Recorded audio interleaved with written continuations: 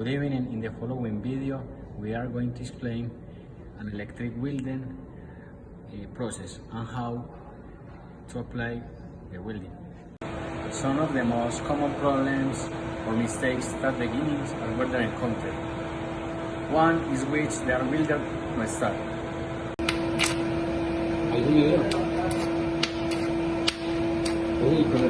Arc wounds start neither is cause for panic, and usually the result of one or two things.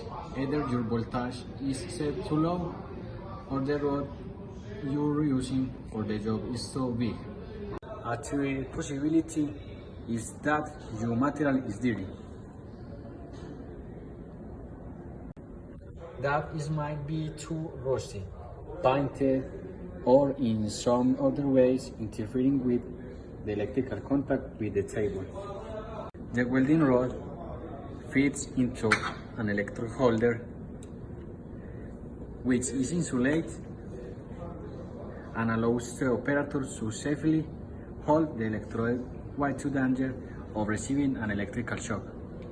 The rod can be positioned in the holder in a number of different positions, while depending on operator preference or the position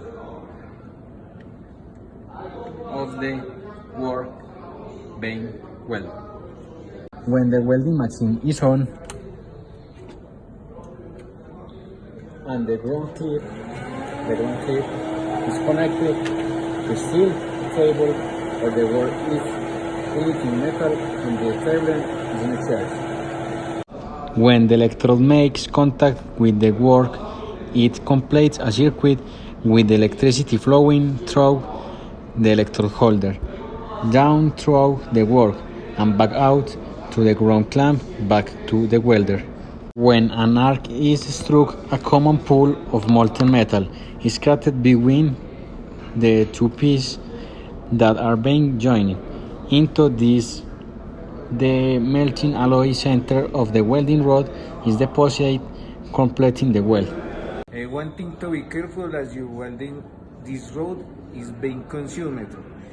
That is growing shorter. The operator has to constantly be aware of both moving the rod laterally but also pushing the rod into the seams being welded. First step how to arc weld is learning how to strike the arc. Striking the arc can sometimes be very difficult at first. It's a delicate flaking motion.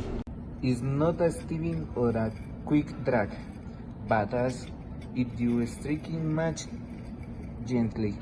The arc has started. The streak is the mountains at night.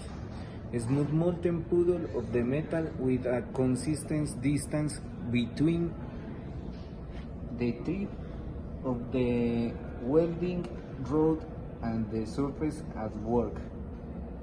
Remember, never look the welding arc with the naked eye. After the striking the arc, I create a nice, even pool of molten metal. You'll notice that the tip of the welding rod stays very near to the arc puddle, and that I'm also slightly wetting the tip of the electrode back and mouth. The idea is hit both pieces of metal evenly as the filler rod being deposited. Once you complete your arc welding seams, you will notice that there's blue-black residue on top the walls. The residue is byproduct of the burning flux. It needs to be cleaned away from the weld.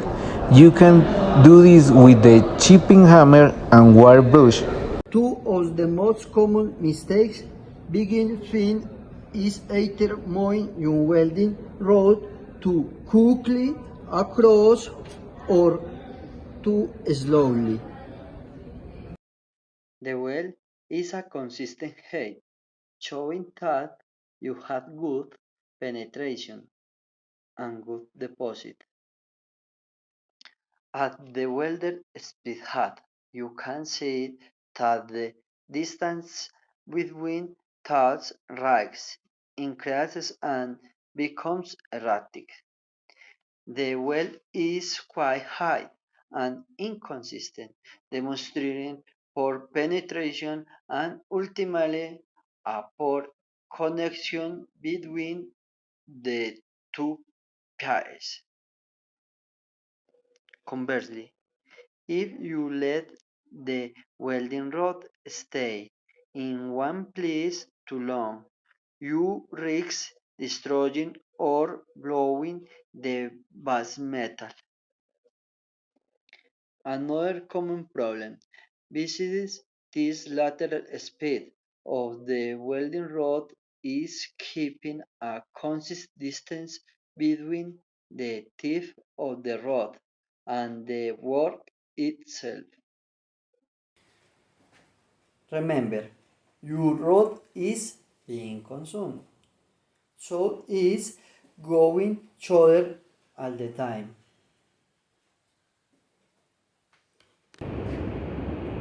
And therefore the arc length got longer and longer until it finally failed.